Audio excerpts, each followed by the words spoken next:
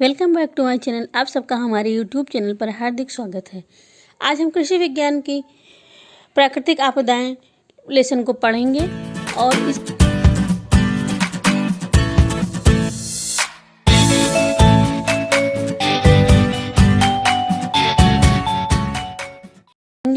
और इसमें प्राकृतिक आपदाओं के बारे में बताया गया है। इसके पहले हम आगे बढ़ें कि आपको बता देना चाहेंगे कि इसमें प्राकृतिक आपदाओं के बारे में बताया गया है और हमारे चैनल पर कक्षा 7 की शिक्षण योजनाओं के बारे में अच्छी जानकारी दी गई है। सारी पाठ की शिक्षण योजनाएं हमने तैयार कर दी हैं, डिस्क्रिप्शन बॉक्स में उपलब्ध हैं आपके लिए और एक्सप्लेनेशन भी उपलब्ध है। और हम इस पाठ को पढ़ाएंगे, परंतु इसमें हम इसके पूरे पाठ को डिक्टेट नहीं करेंगे, बल्कि इसके खास बिंदुओं को, मेन पॉइंट्स को डिस्कस करेंगे, क्योंकि इसका बेसिक नॉलेज होना ज़रूरी है। किसी भी कंपटीशन में, किसी भी प्रतियोगी परीक्षाओं में बेसिक चीज़ें ही पूछी जाती हैं। तो हम आगे बढ़ते हैं और देखते हैं। पाठ का शीर्षक है प्राकृतिक आपदाएँ और इसमें हम आंधी, तूफान और टिड्डी का प्रकोप, इसके बारे में पढ़ेंगे। तो देखिए, आंधी तो आप लोग जानते ही होंगे। आंधी को किसे कहते हैं? अभी तेज़ हवा को ही आंधी कहा जाता है। तो इसके बाद फिर पढ़ेंगे तूफान और टिड्डी का प्रकोप। तो देखिए, प्रायः आपने गर्मी के दिनों में हवा को तेज़ चलते हुए देखा होगा। कभी कभी तेज़ चलने के कारण हम सभी अपने घर के दरवाजे और खिड़कियों को जल्दी से बंद कर लेते हैं। क्या आपने कभी सोचा इस तरह की तेज़ हवा चलने के क्या कारण है? तो इसी हवा को जब तेज़ चलती है हवा, उसी को आंधी कहा जाता है। और ये देखिए, समुद्री समीर के बारे में बताया गया है। गर्म स्थल, सूर्य, ठंडा समुद्र। अब सूर्य की गर्मी से हवाएं गर्म होकर हल्की हो जाती हैं और ऊपर की ओर उठने लगती हैं। हवाओं के ऊपर उठने से नीचे की जगह खाली हो जाने से निम्न वायुदाब उत्पन्न हो जाता है और आसपास की उच्च वायुदाब वाली ठंडी हवाएं तेजी से उस खाली जगह को भर लेती हैं। इस प्रकार हम कह सकते हैं कि हवा उच्च वायुदाब से निम्न वायुदाब के क्षेत्र की ओर चलती है। और इसके बाद देखिए, आंधी, इसके बारे में बताएंगे कि वायु के इस तेज गति से चलने को आंधी कहा जाता है। और हवा की गति 85 से 90 किलोमीटर होती है प्रति घंटे की रफ्तार इसकी होती है। आंधी के लक्षण क्या होते हैं? कभी कभी आसमान से में बादल छा जाते हैं, पेड़ पौधे टूट जाते हैं, मकानों पर हल्की वस्तुएं जैसे खरपतवार, पॉलीथीन, कागज के टुकड़े आदि उड़ते हुए दिखाई देते हैं। पूरे घर में धूल भर जाती है, इसी को आंधी कहते हैं। और कभी कभी आंधी आने पर काफ़ी तेज वर्षा भी होती है। ये देखिए, स्थलीय समीर का चित्र बना हुआ है। फिर है तूफान, किसे कहते हैं? तहस नहस करने वाली, आंधी से भी तेज चलने वाली हवाओं को तूफान कहा जाता है। ये इतनी तीव्र गति से चलती है कि दूरभाष के तार टूट जाते हैं, बिजली के खंभे और पेड़ पौधे भी उखड़ जाते हैं, घरों के छप्पर उड़ जाते हैं, खिड़कियों के शीशे टूट जाते हैं।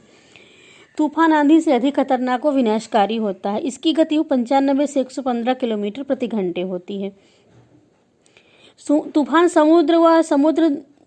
समुद्री ये है। तूफान स्थल व समुद्र दोनों जगहों पर आते हैं। स्थल पर आने वाले तूफान को स्थलीय तूफान और समुद्र में आने को समुद्री तूफान कहते हैं। उसे चक्रवाती तूफान भी कहा जाता है। चक्रवात की कैसे रचना होती है, इसी को चित्र में बताया गया है। चक्रवात में हवा चक्कर लगाती हुई गोलाई में घूमती है। जब चक्रवात में गर्मी के कारण वायु ऊपर चली जाती है तो वहाँ निम्न वायुदाब के क्षेत्र उत्पन्न हो जाते हैं। उसके कारण आसपास के क्षेत्र से ठंडी वायु आकर गोलाई में घूमने लगती है, परंतु केंद्र तक न पहुंचकर दाईं दिशा व बाईं दिशा की तरफ मुड़कर गोलाई में घूमकर चक्करदार हो जाती है। इसी प्रकार टाइफून व हरिकेन होते हैं।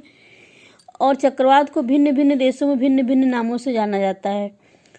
यह चक्रवात को चीन में टाइफून, मैक्सिको की खाड़ी में हरिकेन, अफ्रीका में टॉर्नेडो, बंगाल की खाड़ी में साइक्लोन और भारत में तूफान कहते हैं। ये भी विभिन्न आकार के होते हैं। इनकी गति 130 किलोमीटर प्रति घंटे से अधिक होती है और इनके लाभ भी होते हैं कुछ, जैसे आंधी चलने पर प्रदूषित वायु के स्थान पर परिवर्तन से वायुमंडल शुद्ध हो जाता है। भारत में वर्षा जाड़े के दिनों में चक्रवाती हवाओं के कारण होती है, जिनसे फसलों को अधिक लाभ होता है। समुद्र की लहरों में तीव्र गति के फलस्वरूप मोती, सीप, शंख व अन्य कीमती और दुर्लभ वस्तुएं आसानी से समुद्र तट तक आ जाती हैं। आंधी और तूफान से हानियां भी बहुत होती हैं। इसमें यातायात में बाधा आती है। हवाई जहाज भी तूफान से प्रभावित होकर दुर्घटनाग्रस्त हो जाते हैं। आंधी एवं तूफान से फलदार वृक्षों एवं व्यावसायिक खेती को हानि पहुंचती है। तूफान आने पर पेड़ उखड़ जाते हैं और मकान गिर जाते हैं। आंधी आने पर पेड़ों की डालियां टूटकर गिर जाती हैं। बिजली और टेलीफोन के तार क्षतिग्रस्त हो जाते हैं। दूरसंचार भी प्रभावित होता है। खड़ी हुई फसलें गिर जाती हैं। फसल उत्पादन पर कुप्रभाव पड़ता है। फिर इसके बाद है टिड्डी का प्रकोप। ये भी बहुत ही समस्याजनक स्थिति होती है। टिड्डी एक हानिकारक कीट है। इनका रंग हरा भूरा और पीला होता है। ये करोड़ों की संख्या में कई किलोमीटर तक लंबे दल बनाकर उड़ती हैं और मार्ग में पड़ने वाले हरे भरे खेतों, बागों, पेड़ पौधों की पत्तियों और फलों को खाकर संपूर्ण क्षेत्र को नष्ट कर देती हैं। इनके आक्रमण के पश्चात प्रायः अकाल पड़ जाता है। टिड्डियां प्रायः सितंबर एवं अक्टूबर के महीने में रेतीले स्थानों पर अंडे देती हैं। मादा रेत या नरम मिट्टी में लगभग 5 मीटर गहरा गड्ढा खोदकर उसमें 80 से 100 तक बेलनाकार अंडे देती है। वर्षा आरंभ होते ही अंडों से छोटे छोटे पंखहीन बच्चे निम्फ निकलते हैं जो फुदक फुदक कर चलते हैं और महीने भर में 5-6 बार त्वचा बदलकर पूर्ण वृद्धि प्राप्त कर लेते हैं और पंखों के द्वारा उड़ने लगते हैं। टिड्डी प्रकोप से बहुत ही हानि होती है। ये अरबों की संख्याओं में चलते हैं और तब अंधेरा छा जाता है। टिड्डी केवल फसलों को हानि ही नहीं पहुंचाता बल्कि सभी वनस्पतियों को खा जाता है।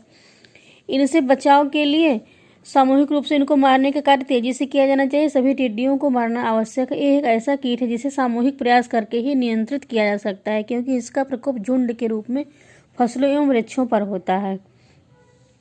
टिड्डी नियंत्रण हेतु राष्ट्रीय स्तर पर भारत सरकार द्वारा टिड्डी नियंत्रण संगठन की स्थापना की गई है जो पूरे वर्ष भर इसके प्रजनन, उत्पत्ति एवं फैलाव के बारे में जानकारी एवं नियंत्रण के उपाय करता है।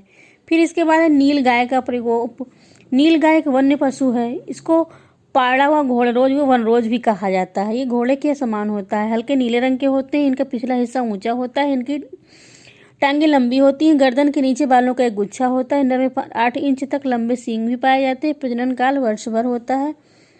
इनका बच्चा पैदा होते ही जमीन पर चलने लगता है। ये झुंड में चलते हैं, बहुत तीव्र गति से भागते हैं। पेड़ पौधे, पेड़ों की पत्तियां इनके प्रिय भोजन है। बागवानी और कृषि फसलों से इनको बहुत नुकसान होता है।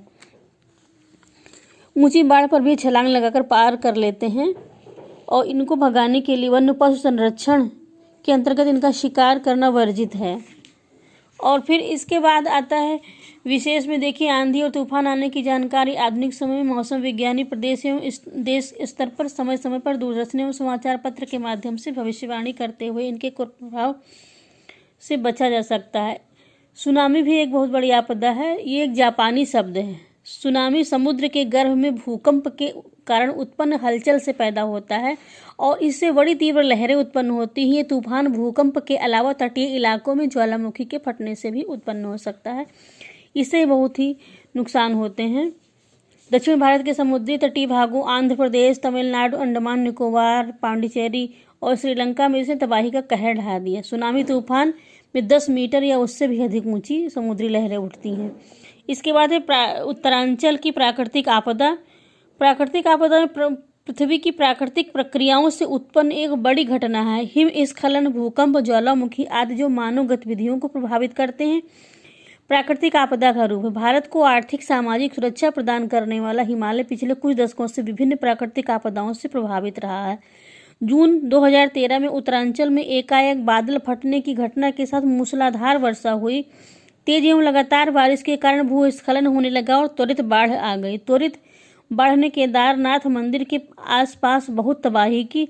बाढ़ के पानी का प्रवाह इतना तीव्र था कि इसमें कई गांव पूरे बह गए। इस केदारनाथ रास्ते में असीमित धनजन की हानि हुई। तो ये इस पाठ की जानकारी थी। आपको कैसी लगी? अगर आपको अच्छी लगी हो तो लाइक करें, शेयर करें और अगले पाठ की वीडियो हम अगली वीडियो में अगली जानकारी देंगे। अगर आप हमारे चैनल पर नए हैं तो इसको सब्सक्राइब कर लें और बेल आइकन जरूर प्रेस करें ताकि आपको इसी प्रकार की जानकारी से